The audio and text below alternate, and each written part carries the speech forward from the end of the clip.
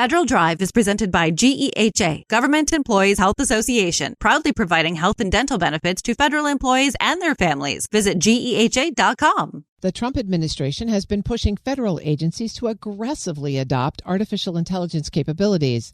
And now a new Commerce Department center is serving as a gateway for connecting the AI industry with government. To break it all down for us, Federal News Network's Justin Doubleday joins me now. Justin, thanks for being here. All right. Thanks for having me. We know this administration has been super focused on striking these big contracts with the AI companies. How does the Commerce Department fit in? Yeah, this is an interesting one. I think important for industry to be watching here.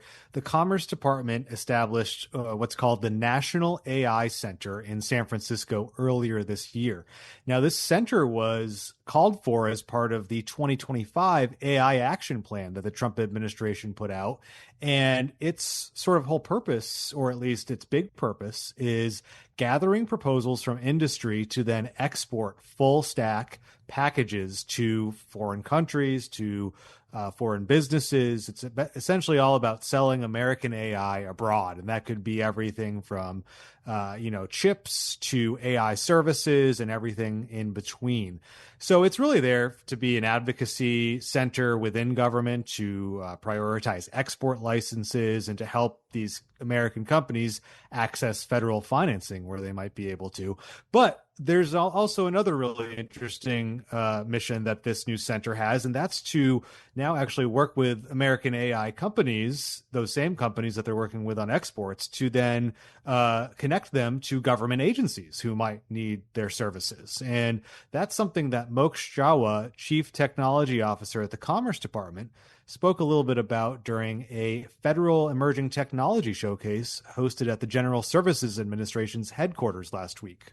Now we're hyper-focused on also enabling American AI companies to work directly with government. And by setting up an outpost in San Francisco, we want that to be kind of a top-of-funnel or evaluative office that can be used to enable those relationships.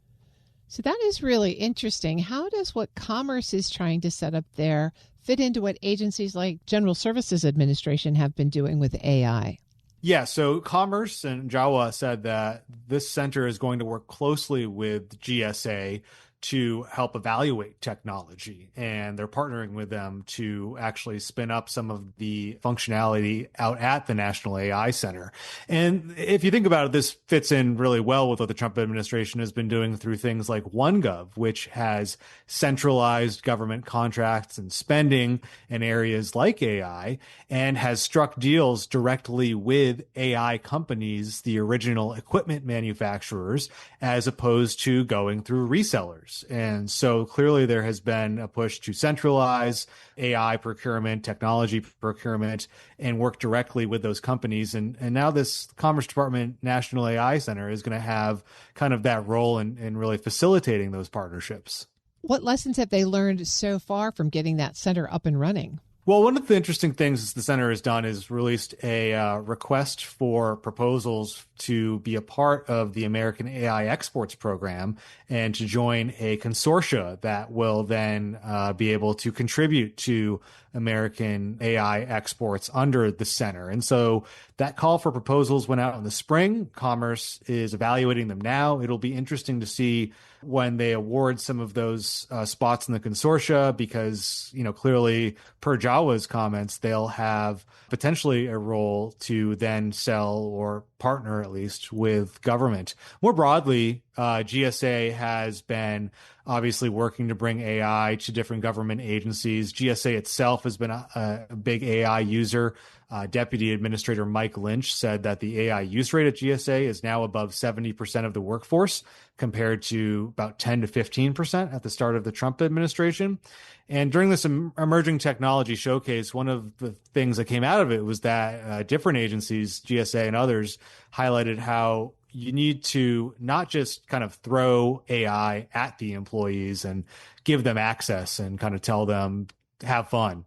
You need to work with them to really train and think through how they can think how they work using AI, because otherwise it's just not going to really go anywhere. Employees are really busy. They have their way of doing things, and they need to kind of be helped in terms of making the most effective use of AI.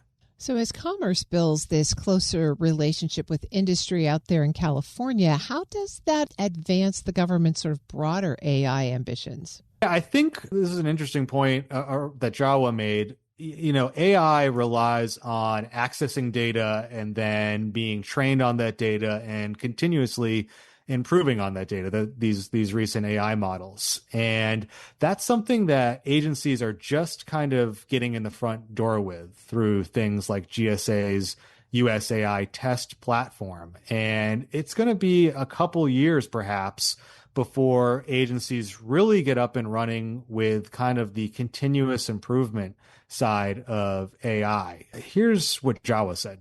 A big part of AI deployments is the continuously improving nature, and that requires kind of finding interesting ways to expose data from our internal systems that can be fed into their AI technologies in some cases to continuously improve. And I think the cutting edge enterprises of today in American industry are very much thinking about like how can they continuously improve their AI deployments.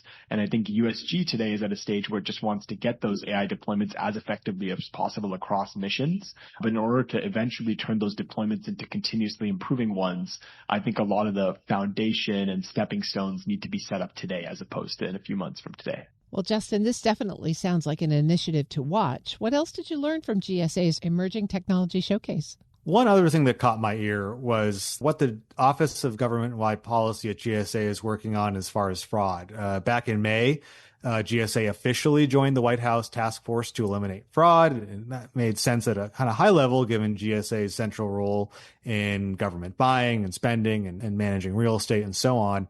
But now we have some more details on what exactly GSA is working on. Matt Batzel, Associate Administrator for the Office of Government-Wide Policy, said that he's been particularly focused on developing tools to get after federal procurement fraud. And by that, he means reckless or intentional misrepresentation to gain an advantage in federal contracting. Here's what Batzel said about how they're doing that. Right now, a lot of it's detection work. 3 years or so in the future, I think that a lot of it will be automated and there'll be risk scoring for all of the procurement world to be able to know also in real time, almost like a credit score or Carfax, something is coming in, there's a risk coming in, be aware of this at the contracting level. Carfax for government, then. There you go. That's Federal News Network's Justin Doubleday. Justin, thanks so much for this update.